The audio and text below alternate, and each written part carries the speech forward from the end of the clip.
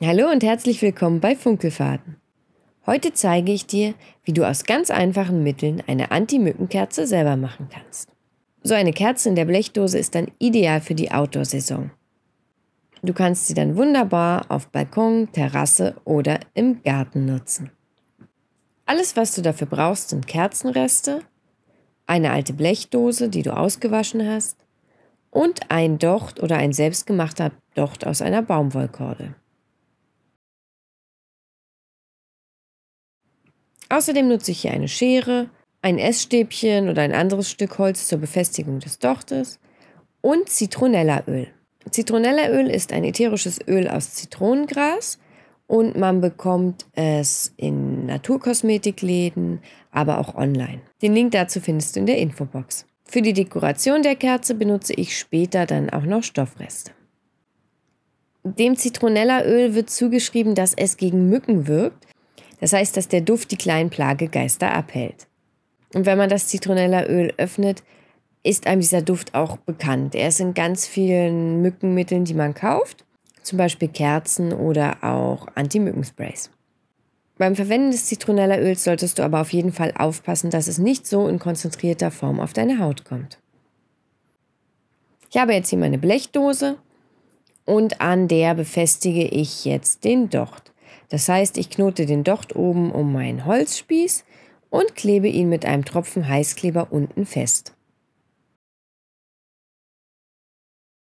In einer zweiten Dose schmelze ich dann im Wasserbad das Wachs. In das geschmolzene Wachs gebe ich einige Tropfen vom Zitronellaöl. Nun kannst du das geschmolzene Wachs hier in deine Blechdose gießen. Ich verwende hierfür immer alte Kerzenreste. Dementsprechend ist die Farbe ein Zufall, das heißt eine Mischung aus allen Kerzenresten. Wenn du das Wachs einfärben möchtest, kannst du das zum Beispiel mit einem Stück von einem Wachsstift. Die Kerzenreste sind natürlich nicht alle von mir. So viele Kerzen brenne ich nicht ab. Allerdings lasse ich Freunde und Familie gerne sammeln und habe so schnell wieder einen neuen Vorrat an Kerzenresten. Du gießt das heiße Wachs jetzt also hier in deine Blechdose und wartest, bis es erkaltet ist.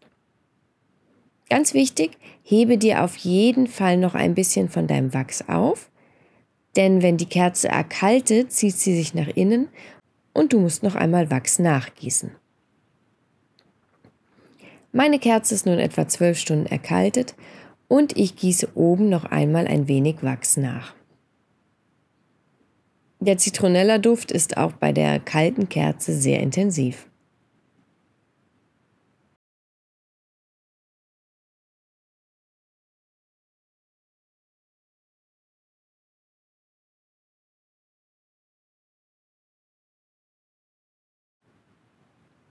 Die Kerze an sich ist nun eigentlich fertig. Was ich nun noch mache, ist eher Dekoration. Ich schneide mir ein passendes Stück Stoff zu und klebe es dann mit Bastelleim an der Dose fest. Hier kannst du kreativ werden. Für die eine Kerze habe ich ein Bügelbild von einer Mücke mit meinem Plotter ausgeschnitten und aufgebügelt. Die andere Kerze bekommt einfach bunte Bommelborte. Hier kann man also auch wunderbar kleine Resten an Borten und Stoffreste verwenden und somit sehr dekorative Anti-Mückenkerzen gestalten.